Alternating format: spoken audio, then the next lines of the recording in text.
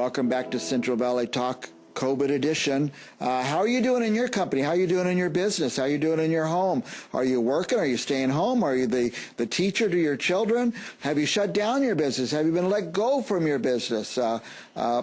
Tell us how COVID's affecting your life. We want you on our show to talk about that. And we've been having different guests in who have businesses, and we're asking them, how are you doing? Are you surviving? Our next guest is Brad Parsley from... Welcome, Brad. From what? Actually, it's Russ Parsley. That's okay. We know a Brad Parsley, too. Just don't call me late for dinner. Russ Parsley. Now, you do a lot of stuff, but it centers around gatherings and parties. Yes, absolutely. Panda DJs has been my company since I launched it in 2002. Everybody says, do you serve food? And I said, no, we serve fun. And of course, that was a playoff of Panda Express. But Panda is actually an acronym for Parsley and Associates. And I just got lucky. We launched in 2002 and been going strong ever since. Yeah. Now, I know you do the DJ. You kind of MC the whole event, but I see you doing a whole bunch of other things too. I do. My background for over 33 years, I've been a DJ. So started out as a radio DJ back in Myrtle Beach Air Force Base, not at the base, but in a local rock station. I got lucky. I kicked down the door and got in the station, and they gave me a shot. And so I had a passion for radio. I came to Fresno when I got out of the active duty Air Force. Got an opportunity to go to work for 95.7 The Fox, courtesy of Mark Thomas, great guy, and then just elevated that and evolved into doing a lot of other things, combination of television, hosting on Valley Public Television, and then eventually nightclub work. Did some nightclub work for Lucy's at the Holiday Inn. Nobody now knows Lucy's. I forgot about that. I know. Lucy's at the Holiday Inn was a hot spot. It used to be the Rusty Nail or something before that, and then we changed it to King Tut's Wawa Hut. Yeah, I remember for a little while. Failed. That was a big fail, and I talked myself out of a job when I went to talk to the general manager, and I said, hey, when are we going to advertise? And they're like, what, you can't bring in the business? And I said, not by myself. And he said, well, if that's the case, you're fired. You're fired, yeah. So Black Angus called me the next day, said, hey, you're hired. Brought me out to the Bay Area. There was that whole scene for a while in Black Angus. It really was. But things wound down for Black Angus because they had too many lawsuits, and it was just bad business for them. So they had to go back to being a restaurant centric. And so I came back to the Central Valley and dabbled in part-time radio with Star 101, and then got on board with Valley Public Television, doing some corporate support work, and always had a passion for the radio side of the on-air portion of the business, not the sales portion of the business, and then eventually found myself into technology and taking advantage of the way the internet was playing a part in business growth and things like that. So Panda DJs launched in 2002, and with my background in video, courtesy of the Air Force, I launched Panda Cam Productions in 2003. And Panda Cam Productions in 2003. You're going to videotape stuff. That's right. So we do wedding videos and all sorts of things like that. And over the course of the last 18 years have just grown. And this year has been a little bit slower, obviously, because of COVID, which is, it's par for the course. But it's been a good year for us because we're in the process of retooling, investing in new equipment, and then relaunch in 2021 as Panda DJs 2.0. 2.0, I like that. Now, where do they, let's say somebody's planning a wedding in a year from now, at what point do they call you? Well, the earlier the better, because then that way they can get on the calendar, and I can make sure I reserve the equipment, reserve the DJ if it's not myself, and it's just one more thing off the list to check off. I think that calling you early would be helpful because there's things people need that they don't even think about that you know about because you've done hundreds or thousands of these. Right. There's a lot of things that most brides and grooms and it's not just weddings; it's corporate events, private affairs.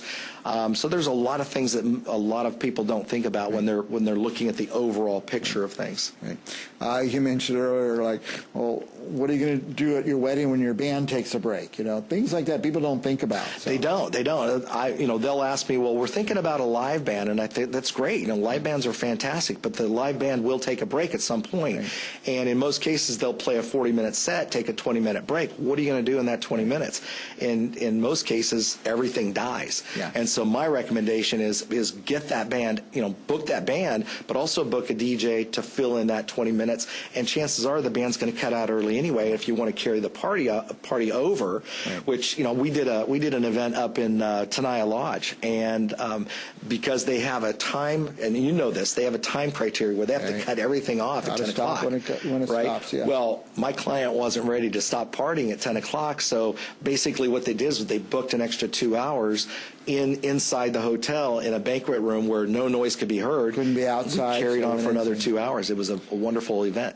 Well, I was, I told you, a wedding musician, and I'd sit with my little guitar and a little microphone, and they'd come up and say, "Oh, we want to make some announcements and toasts. Can we take the microphone?" I said, "No, I'm not part of that. I'm here to play background music." But a guy like you can foresee that stuff, foresee the needs and stuff like that. And you don't want to have a wedding and there's a cranky musician who says, "No, you can't use my microphone." You want to be ready for anything. Yeah, absolutely. Well, we have a cordless mic that we make available to our clients. The one thing we always ask them: don't drop the mic. Don't drop the mic. Don't drop the mic. Those things are so expensive, and as soon as they jar the ground, it's like, oh, you've got to take it in for servicing.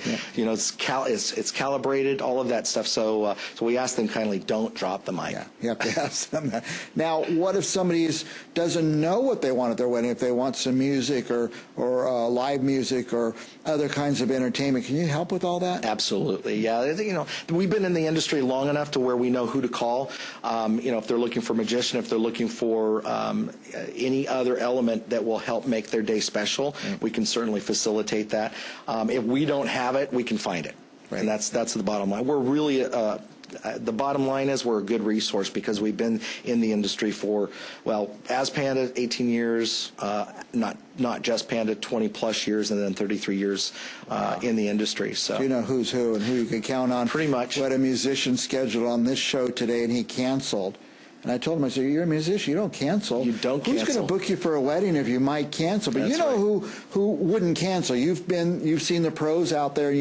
People can ask you about this guy and that guy. And there was back in, I believe it was 2005. It was about 3 years after we started our company. We got a lot of calls from brides whose DJs canceled within 2 to 3 weeks. Wow. We even got one that canceled the day of. Right. And the DJ felt so bad that they reached out to me because they double booked themselves. Yeah. And so they reached out to me, and I just hit the ground running, got all the equipment together, got out there, got set up. They were delayed a little bit because obviously they expected the DJ to show up, and he didn't. Yeah. So there was a lag time there. But from that experience, what I did, I launched a whole different division called 911discjockey.com. Nice. So I learned a long time ago, find a need and fill the need, and that came from that. So I don't use it that often, but it's there just in case. Yeah. Well, you bring up a theme we use in this show a lot about calling a professional. Call someone like Russ Parsley because he's a professional. If he says he'll be there, he's there. Right. He has backups in case something happens, and backup microphones and backup systems, and anything that could go wrong. You've seen it go wrong, so you're ready for it. Right. Fortunately, I've been, knock wood, or with every event, I'm saying a prayer because anything can go wrong, and you want to make sure that you're well prepared for it. The other part that most people don't think about is the who they're hiring, right? So there's a hiring process and really an interview process that most people don't think about. People ask me, well, what makes you different from anybody else? Yeah. And realistically, there's 3 different DJs in the world of DJing, right? There's the hobbyist, there's the non-professional, and there's the professional. Right. And the question is, well, what makes a professional and a non-professional and a hobbyist? And it's really simple. I broke it down because I was very fortunate to have well over 6, 7, 8 years on the air as a radio DJ. Some of it full time, some of it part time. 3 years of nightclub work, and then since 1990, mobile DJ work. Yeah. So what I did was I came up with what I felt was realistic in terms of the level of experience of any given individual in the entertainment field. And a hobbyist is someone who just loves music, right? can be a little bit goofy at times, is not afraid of being in front of an audience or a group of people, can put a microphone to their face and run with it. That's great, but they don't have the training that makes them a professional or a non-professional. And a non-professional is an individual that has not been in a professional environment like on air, not necessarily in the nightclubs. Maybe they've done some mobile work, but they've not had that. They've not been required to carry ratings in a radio environment, and they've not had a general manager say, "Hey, we're not making enough money at the bar." Yeah. so that all makes a difference in the world, and it's about appealing to the people, to the audience. Exactly. And so that would be a non-professional that's trained by a professional, right? And the professional is someone who's spent at least 2 or 3 years active in a radio environment, 2 or 3 years active in a nightclub environment, and has some mobile experience. And that combination is what makes a true professional in our industry. But you've been able to take your experience and bring your people up to that level without, especially them have to do all the years that you did, and because you know what's needed to be done and stuff like that. Right. I always say the star of the wedding day is the bride. It is the bride. It is. Well, not the DJ, not the band. That's a very good point, because, and this comes. Remember, in this industry, there's individuals that have egos, huge egos. That's a problem. Right. That's a big problem, especially for a bride and a groom, because the person who's the entertainer, they're not just the entertainer; they're the ones running the show. And so if they have an ego, an inflated ego, it doesn't bode well for the bride and the groom, because then they make it about them and not about the bride and the groom, or the corporate event. Now, I know we're out of time, but I just want to get to one more point. I keep talking about weddings, but for a corporate event, it's important to get the right guy. You need to know what the size of the room, the number of people, because you can mic and put sound in an empty room and it sounds great, and you fill it up with people, you got a different sound. Exactly. That's where you need an experienced person. That's true. Especially corporate events, because you don't want those to look cheesy or underdone or unprofessional. So, absolutely. And you do a lot of those, and you need to film those sometimes too, don't you? Absolutely. A lot of times they want to have a memory of the event. It may be a corporate event, but nowadays they're building a library of events, and so they can look back on them and they can share them with customers. They can share them with possible. If they're trying to recruit somebody to their business, it's nice to show, hey, this is what we do, in the festive periods of the year, or this is what we do in the summer, this is what we do in the spring. So those things play a part in corporate events as well. Very good. Hire the professional, that's all I can say. That's right. We're out of time. Last thoughts? Anything else we forgot to add? No. How do they reach you and stuff like that? 559-297-PANDA. That's 559-297-7263. It's been my number since day one. Wow. It's on the Panda van that you see driving through the valley, and then you can go to pandadjs.com. Find us on Facebook as well. There's a van. Look at that. I've seen that around. Pandadjs.com. By the way, there's people, you talked about the unprofessional, the hobbyists. There's people cheaper than you. I'm glad I haven't changed my rate since 2002. Wow. Good for you. It's stayed the same. Now, I know there are DJs that charge more. That doesn't make them any better. Right. There are DJs that charge less. Beware. Buyer beware. Yeah. So that you really have to take a look at that. It's hard to do a do-over, the events you do. There is no do-over. There's no do-over. Yeah, all right. It is Russ Parsley. Any relation to Brad Parsley? No. Russ Parsley. Or Rod Parsley, no. Okay.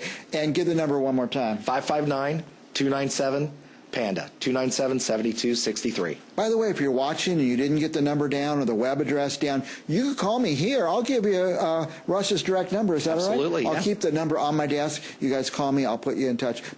You're the only DJ I recommend. Thank you very much. We'll be back with more Central Valley Talk right after this.